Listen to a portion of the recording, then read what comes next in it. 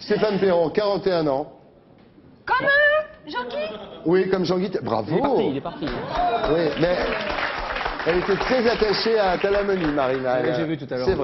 C'est vrai, il y a quelque chose qui s'est il passé ce soir. Il y a du charisme. Ouais, c'est vrai. Pas aussi fort qu'entre Nadia et vous. Arrête de foutre la merde. Mais là, c'est plus du charisme, là. C'est gentil, il y a des caméras, c'est télévisé, cette connerie. Bien, alors, donc vous êtes le plus jeune des trois frères Perron, ex-champion de planche à voile, et aujourd'hui, producteur de films d'aventure, de découvertes et de rencontres. Alors, en résumé, quoi, c'est que vos frères, eux, ils parcourent la mer pour faire de plus en plus de miles. Et vous, vous êtes plus intéressé par les escales, c'est ça? Ouais. Vous êtes l'humaniste de la famille, d'une certaine façon. Pas vraiment. Enfin, on va dire qu'on s'est réparti la planète de façon un peu arbitraire au départ. D'accord, ouais. J'aurais laissé la plus grande partie, ceci étant. Oui. J'aurais laissé les océans, je me suis laissé le reste. C'est vachement plus diversifié ailleurs que dans les océans. Alors, on va faire votre vie, vous êtes d'accord? Elle est courte, hein. Bah, elle est courte. Enfin, 41 ans quand même. 41 ans. Vous êtes né en 60 à La Baule. C'est bientôt fini, hein, tu sais. Ouais. Alors, 5 enfants chez les Perron, 3 garçons, 2 jumelles. Votre père, capitaine au long cours. Votre mère, c'est Françoise Terlin, aussi une grande famille de navigateurs. On l'appelle Madalton. Ouais, Madalton, ouais. Donc, dès votre plus jeune âge, vous êtes initié à la mer et au bateau, puisque avec vos frères, vous allez régulièrement accueillir votre père dans les ports de Marseille, de Rotterdam, de Hambourg, où il arrive à la tête d'un pétrolier de 550 000 tonnes. Ça impressionne quand papa arrive. C'était ce qu'on appelle un pacha, c'est quelque chose. Ouais. C'était le plus gros pétrolier du monde. Donc quand on branlait rien à l'école, donc on avait au moins une fierté, c'était d'avoir un père qui conduisait un petit joujou qui faisait 400 mètres de long. Ouais, c'est ça. Donc on pouvait au moins flamber un petit peu, mais c'était la seule chose pour laquelle on pouvait flamber. Vous dites, t'ouvrais les cuves, c'était la baie de Nice.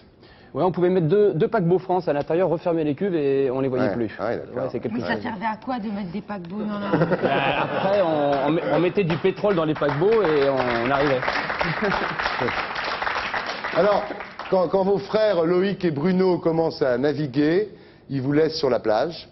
Ouais, et c'est comme ça que vous faites de la planche à voile, en fait. C'était vraiment des enfoirés, en fait. Ouais. Parce que sur les petits bateaux, généralement, il n'y a que 2 places, quoi. Ouais. Et c'était les 2 aînés. Et voilà. Vous avez traversé l'Atlantique en planche à voile, c'est vrai ça? Eh oui. Tout seul? Ouais, et sans assistance. Non. Mais vous aviez pas les moyens de prendre un billet d'avion? Vous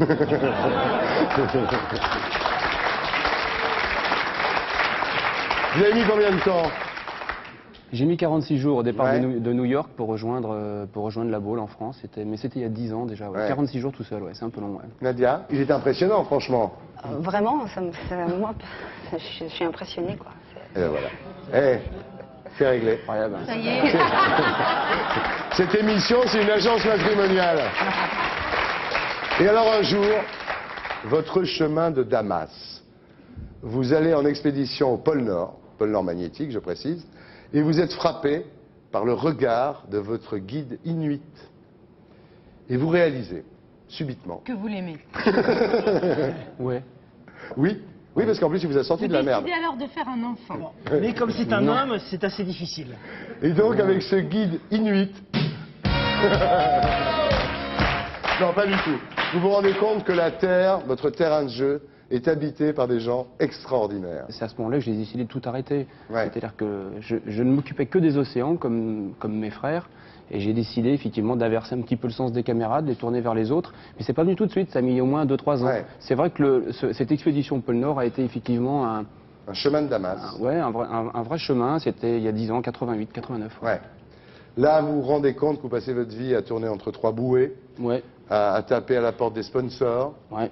et vous vous dites, est-ce une vie? Et de pouvoir déjà voyager, c'était extraordinaire pendant 10 ans, mais en 90, effectivement, le petit champion suffisant que j'étais à faire C'est pas beau, ça. le beach bum sur les plages, Tu vois c'était fini. Le petit champion suffisant que j'étais.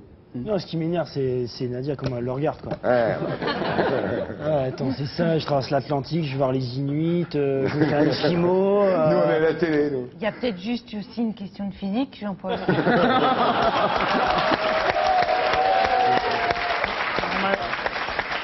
Eh oui. Donc à 27 ans, Stéphane Perron décide de réorienter sa carrière vers le magazine de découverte. Alors d'abord vous faites Cargo sur la 5, et puis après, bon, c'est compliqué, finalement vous atterrissez sur Canal+, hein, où vous êtes créateur et présentateur d'une émission qui s'appelle Dans la nature. Alors, quelle est la tribu qui vous a le plus étonné?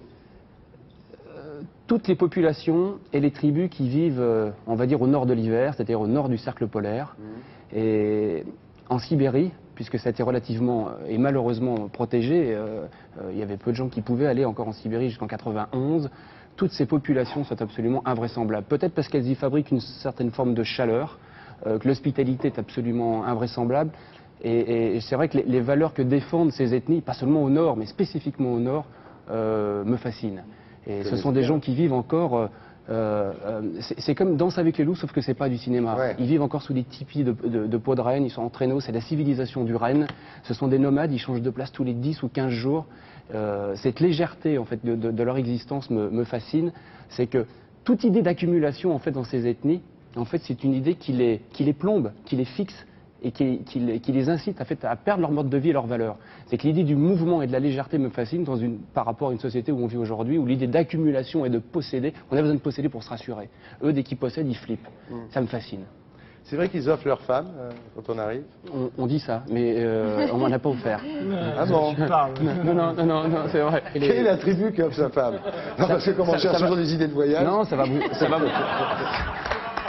surprendre. Mais je vous conseille pas. Je vous conseille pas. Ce sont chez les Mursi d'Éthiopie, dans la vallée de l'Omo, et c'est pas un jeu de mots. Non, dans la vallée de l'Omo. Tu cherches là. Il Oui. y a une vingtaine de sociétés traditionnelles qui vivent encore comme dans la nuit des temps. Et les Mursi, ce sont ces femmes plateaux, et les Mursi, Ah oui. et les Surma. Et effectivement, je suis retourné plusieurs fois là-bas, 4 ans après. Tiens, Et cette femme, Najaréolé, voulait absolument que j'épouse une de ses sœurs. Elle avait un plateau de 22 cm devant la lèvre. Ça peut être sympa. Et donc voilà. Oh, mais elles sont très belles, ces Mais femmes. elle non était très inquiète en fait sur l'idée que pouvait avoir la couleur de nos enfants. Et elle était très inquiète aussi sur les poils disgracieux que j'avais sur le poitrail. Donc ça s'est pas fait, oui, en fait, c'est les fantasmes tout ça.